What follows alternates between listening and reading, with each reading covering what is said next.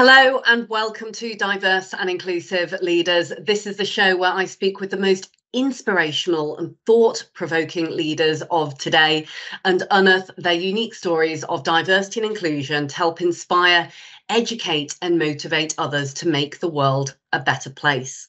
Today, I am delighted to be joined by DeShaun Wise Porter. She is a rock star, strategic HR professional with global experience and proven success in transforming organizations and brands through aligning enterprise priorities, diversity and inclusion initiatives, and how we weave in modern day HR to really drive engagement.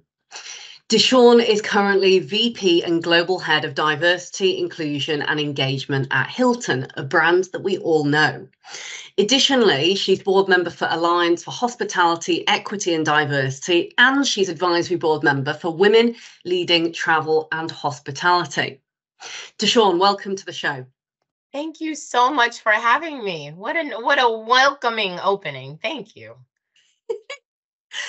I tried to do it in a couple of breaths, but frankly, you've done that much. I feel that it could just be me talking about you for the show. And actually, everyone wants to hear from you. So I'm going to hand it to you to tell everyone a little bit about how you came to be where you are today, personally and professionally, because it has been one incredible career littered with many different, interesting nuances.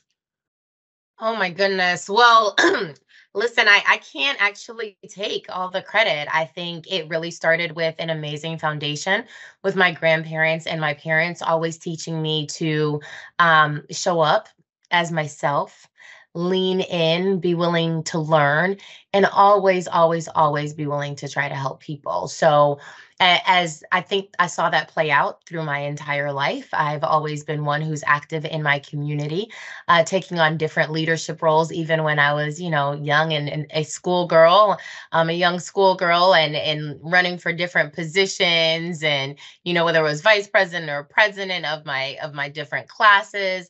That ended up matriculating and appearing even through when I went to college. I continued a lot of my philanthropic work, joined organizations that continue to feed that particular part of me. And I studied finance and multinational business. Now that's a question mark still for me because I've never seen myself as a finance person. I think I wanted to understand business. I always felt like it was really important to understand how businesses worked. So I also majored in multinational business and finance with a minor in economics. But I didn't have a desire to be like a financial advisor or a wealth banker or anything. I wanted to understand the logistics of it and then be able to utilize that to help people be their best selves. And so shortly after college, I took a management leadership role. Loved it, was one of the youngest branch managers in the Central Florida area. Which was very interesting, taught me a lot about how to lead and how to inspire people, even if they have years more experience, decades more experience than you. And we ended up making a phenomenal team. But I realized that my passion was to be able to shine a light on others. And stand in the gap to where they might have opportunities and helping them to figure out and navigate that particular space for themselves. And so I found my home in HR and have been here literally ever since. I have worked in banking, manufacturing, education, and now in hospitality. And I think one of the most amazing things about being in HR is that, listen, people are everywhere. And so it doesn't matter the industry, I can still lean in and provide value. And that's what I love. Wow, that is some whistle stop tour. And as you were talking, I was kind of imagining the young DeShaun, youngest in Florida, powerful voice, powerful Black voice as well, to boot, in an environment that has got older individuals, and that in itself has its own challenges. We have these 5 generations in the workplace now, and so having those really those people-centric skills, being able to communicate at all different levels of the hierarchy, levels of expertise across the generations, is something that I think is absolutely critical to business leaders who are going to truly inspire and bring people along that journey with them. Mhm. Yes, absolutely. I'm hoping that I've done that, because I know that there's so many people that have done it for me, and so my whole goal is to pay it forward.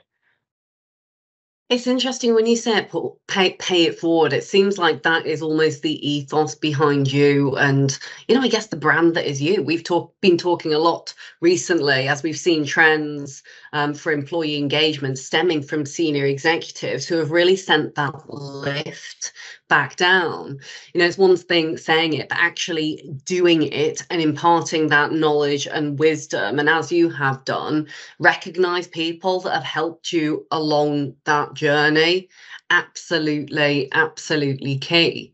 And especially in industries, to your point around banking, manufacturing, all of these often male dominated industries, having the people centric skills, they're entirely transferable from sector to Absolutely. sector. Absolutely. So let's go back in time, if I may, before we kind of dive deep into some of the subjects around D&I that you're passionate about. But let's go back in time and talk about the family, because you mentioned, or you alluded to start with, that perhaps the family environment had a big part to play in help spearheading the career forward. Talk to us about those early days, because clearly, you'd gone into the world of work, you'd been, what sounds like a very high achiever at school, and kind of gone for a lot of these presidentships, or I read in your profile, the president of Alpha Kappa sorority. I'm very British, but I married an American, and he talks a lot about kind of the sororities there and things like this. So let's unpick a bit of those kind of early days and the family and why you've been so driven. Yeah, so I think I have some strong roots. My grandparents were absolutely amazing, and I think that they gave me their very best, and it's part of my life's mission to continue to make them proud, even though they're no longer with me. My grandfather was a young gentleman from Sheraton, Virginia. He went on to become a Tuskegee Airman and fought in World War II. He was a prisoner of war for several months, made it out of that, came out of that particular situation, still strong, not broken, right? Head bloody but unbowed, and went on to med school at Howard University in Washington, D.C., and became a physician. For 14 years, he was the only African American physician in Prince George's County Hospital, where he gave it his life's work in which to make sure that people were healthy and okay, regardless of what walk of life they came from. But he was highly mistreated, right? You're talking about in the 50s and the early 60s, a Black physician in a hospital, and some people deciding that they don't want to necessarily be seen. And through all of that, he learned grit. I think he learned determination. He learned that you can still do what's right and stick to your values in the face of constant adversity. And my grandmother had that she came from that same cloth. She was an educator and a philanthropist. My mom is an educator and philanthropist. My dad was in the corporate sector, and always in leadership roles. I think all of them. And so I got to see that modeled for me. I got to see that things are not always going to go your way. And it might not always be easy, but that you can definitely press forward. But what's at the real core of that is learning to stay true to yourself, right? Trying to find situations that you can be your own motivator, that you can be your own champion and your own cheerleader, but still make sure that you're constantly showing up for others. And so how that has now played in when I like look back, listen, it's been a challenging year. 2023 across the world has been challenging in so many different ways, whether it's the different wars or, the crisis that we're just coming out of, or you've got, legislation that is making it where people are not able to show up as themselves or make decisions that govern their own bodies. And all of that is hard, right? But I true back to what has been instilled in me, and that's to say, no, I'm not seeing the progress that I might always want to see out here in the world. But if I can make my own little microcosm, if you will, and be able to influence that and daily find ways to make people feel good, recognize their particular efforts, show authentic appreciation, not just for their contributions, but for their ongoing existence, right? We are all here to serve a purpose, and enabling people to feel safe enough to where they can literally dip into what their purpose is and unleash that. I think that is where I find inspiration and motivation. But again, it's really based on the foundation of those that poured into me and allowed me to be who I am. You've articulated that so well. And I can see with the reference to your grandparents and your family that you've almost absorbed like a sponge both of those two sides of the corporate elements. How do you do well by doing good? I know from previous conversations, you and I are both aligned on the fact that the two don't need to be separate. You can do well by doing good, and you can use diversity as that lever for economic growth and prosperity. Yet at the same time, we've also absorbed the philanthropic nature of humanity and the importance to do the right thing from an ethical and a moral standpoint. And what's super interesting, and I'd love us to dive deeper into this, is almost that evolution over the years. I can see how it's happened with yourself. You've almost brought those two worlds together, where historically they might have been seen as you're either charitable or your business. But how the world has evolved through, to your point, these geopolitical crises, changes in the world with the pandemic and the ways of working. Ultimately, never has there been a more important time as there is right now for organizations to step up. But it's not always easy to do that in the world of diversity and the people world. Yes, I'm biased, but I've said many, many times that the role of diversity and the people function within organizations, it's the toughest one in the C-suite, because you're influencing mile wide and you're influencing mile deep, and you're having to communicate with so many different people, all against a backdrop of many, many, geopolitical macro, micro changes and the like. So, let's talk through some of that evolution, because you've kept strong to yourself and you've kept that tenacity to keep going, because it can be emotionally exhausting. Absolutely. Listen, I'm gonna be the last one to tell you I I don't have those days. I absolutely have those days. Heavy is the head that wears the crown. But I continue to find things that motivate me, and I believe that my ability in which to be able to adapt and connect, I might not always be, I try to be swift with the adaptation, because you have to, right? The world is moving. And so you have to stay on that axle or you will get left, to be honest. But I as I'm working through and talking to different people and being able to inspire and encourage them, I then pick myself back up as well, right? In which to say, again, I'm not always seeing some of the progress that I'm wanting to see out here in the world, or maybe on something that I've been working on, but it's a matter of you keep it moving forward, or maybe you have to reposition how you're looking at it or how you're defining success.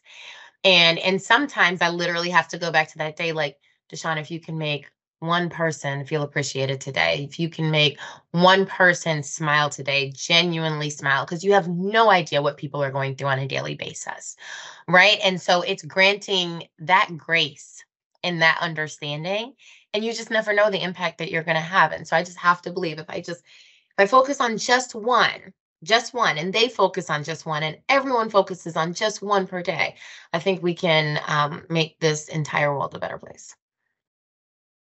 I love that. It's almost these inclusion nudges. When you were talking, I was seeing dominoes in my mind, all pushing one over, and it's just this. Me I mean, it's too. Me lovely. It's too. lovely, isn't it? You put in all of that work to get all the dominoes into place, and then you Absolutely. push one, and actually, the profound impact that you can have is key.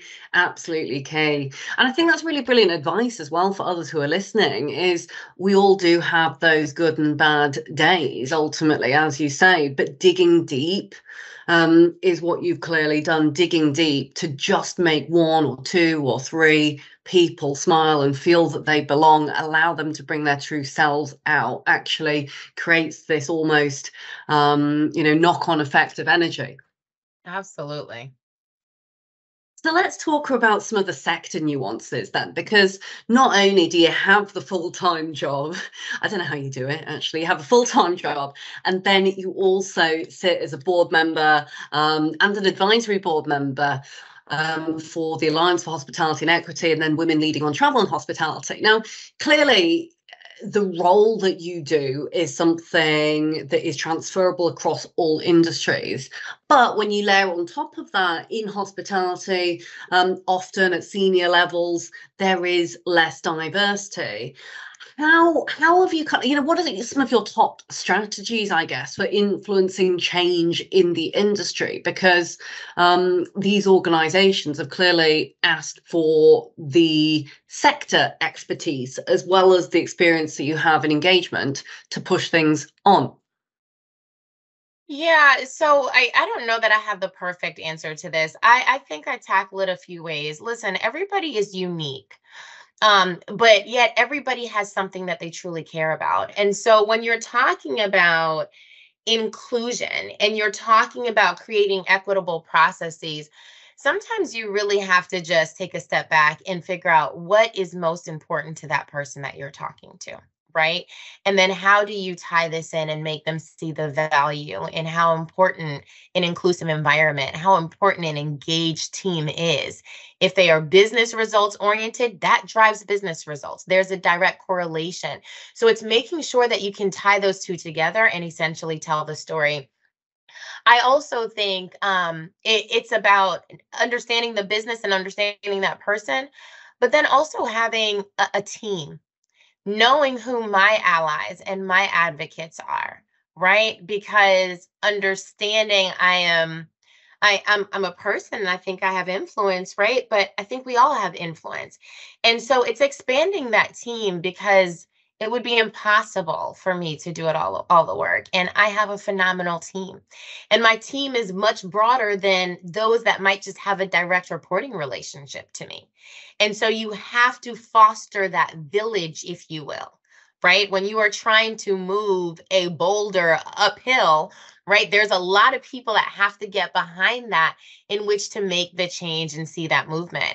And so it's the cultivating of that broader group, allowing us to all focus on what the greater good is and driving that direction forward. And then just continuing to show up, right? And have those honest and transparent moments, right? I like to tell, my team, all right, guys, you've got 30 seconds, lay it all out there. What's wrong, right? And then we got to pick ourselves up and we have to laugh about some of these things because life is short. Life is short. And you can really get stuck on some of the things that absolutely don't matter. And so it's like, okay, that hurt a little bit. That's not the outcome I was hoping for. All right, now how can we regroup and essentially try this again? And also sometimes determining the when, right? Everything might not be good for right now in this moment. And so learning to kind of cascade and be agile and flexible with how you are going to particularly solve a problem or present a different solution so you can get to the outcome that you so desire.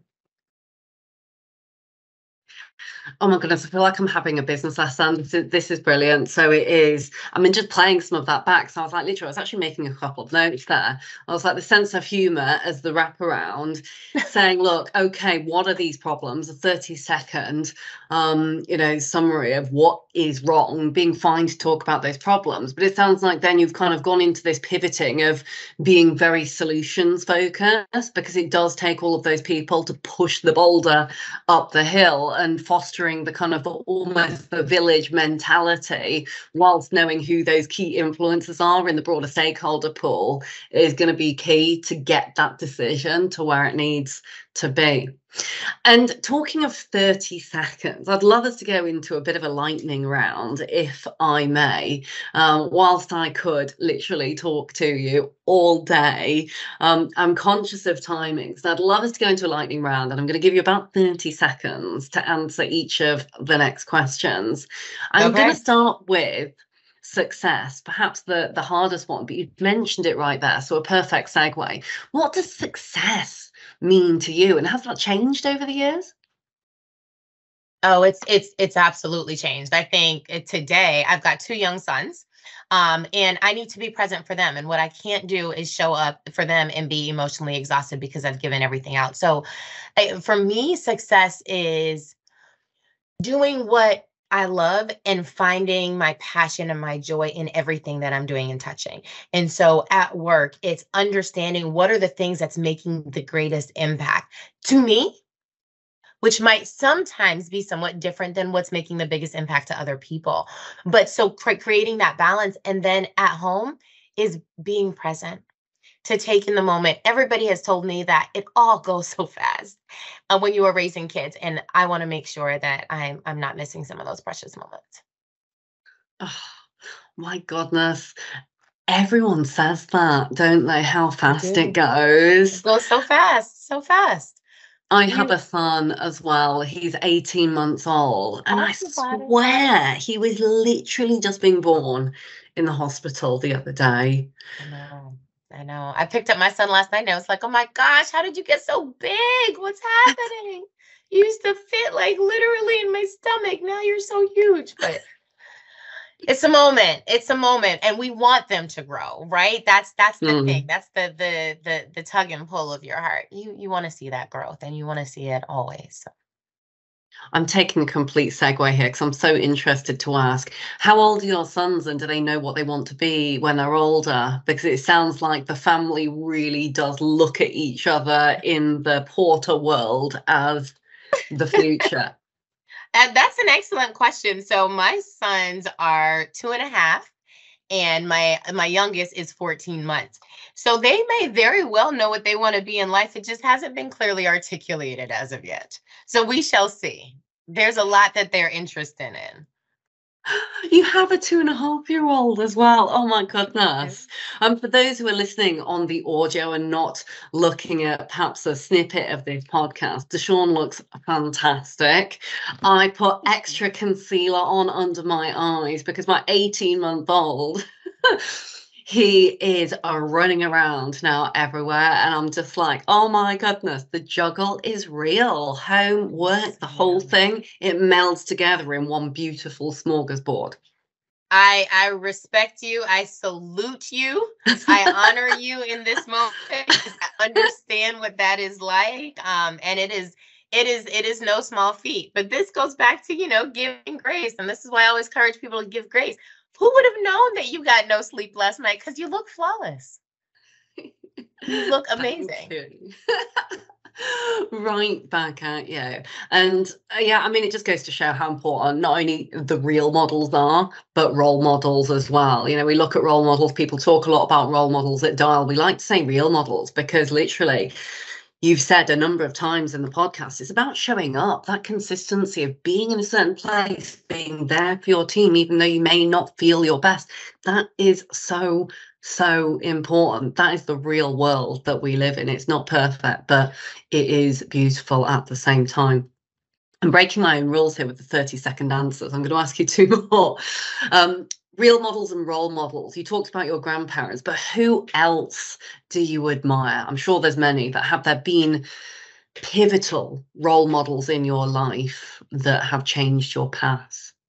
Absolutely. I have a list of those who I know and those who I don't know, right? I've got mentors in several different industries and sectors that are actually around the world. One of my former colleagues that I used to work with, I still consider him a mentor to this day, and he lives in the UK. And so when I'm wanting to understand what is the dynamics there, how are certain things working, I can reach out to him, and we, have this reverse mentoring type relationship. So I draw inspiration and courage from a lot of different places, but I'm aware of who are my mentors, who are my sponsors and advocates, right?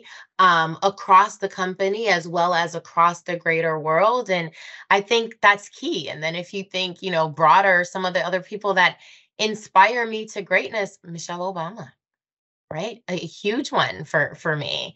And I can go back, Maya Angelou and her words, and drawing inspiration from there. And there's so many. There's so many. And finally, if you could go back in time and speak to the young DeShaun, is there anything that you would say to yourself back in those college days when you were going for president or anything like that? Wow. I actually love this question, but it's always so hard. There's a few things I would say is, don't be afraid to be yourself and to make mistakes, right? Life is a lesson, right? And some of your greatest and most pivotal lessons are going to come from where you might have a misstep. But I would probably tell myself a million times over that a misstep is not the end of the world. And sometimes that particular misstep can lead you on an even better path than where you were before. So embrace that, and don't be embarrassed. I embarrass easily. So don't be embarrassed, and lean into that lesson. Find mentors and nurture the relationships. I think I did that, but I feel like I started doing that more in college, and I think I could have done that before. uh, I would reaffirm, because I did this, but take opportunities. And so I share that with people. Take the opportunities, especially those that are outside of your comfort zone. Because one of the best projects that I've been on to date was the one that I was just like, no, that is not for me. I do not want to do that. That does not sound like it aligns to stuff that I enjoy or anything that I want to do. And it's been amazing. It's still one of my greatest achievements from a work perspective today. And then explore the world.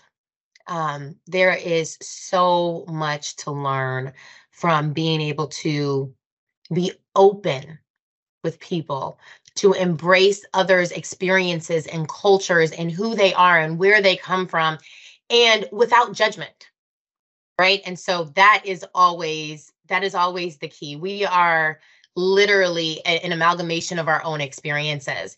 And so until we're able to remove that veil and that weight that our way is the right way, or whatever we were, raised with is the only way. Like, once you remove that, you will realize just how amazingly beautiful this world is. And this world is so beautiful because of the amazing people in it.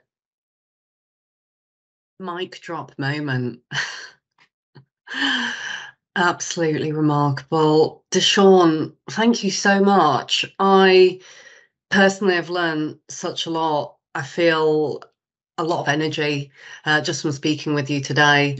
I'm going to do my best to summarize some of the learning points from our podcast, and I'm sure everyone else has enjoyed it tremendously. But I love to start with how the worlds of philanthropy and doing business well have really come together. The capability and the conviction to break through barriers and to dig deep even when times are tough, to keep on going, because showing up, to many of your earlier points, is more important than anything, despite the way we're feeling. Having a fantastic sense of humor, especially given all of the crazy changes in the world that we're seeing, and the fact that the world of work these days, it has 5 generations and it's super fast paced. You said pushing for progress, and that really stuck with me.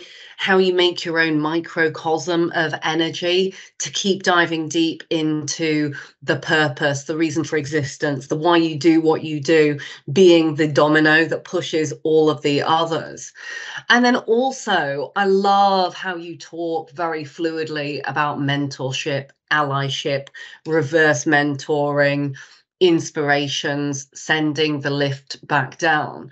I think that speaks so beautifully to the fact that the world that we live in, especially in diversity and inclusion in the people business, it is very much an evolution. You talked about agility and how important it is to re-strategize, to change tact, to be tactical sometimes, to be strategic other times, but actually taking from those different places, wherever they may be around the world, actually to learn and to keep absorbing the different dynamics that are happening to ultimately bring us success. And so hopefully that summarizes just a couple of the areas.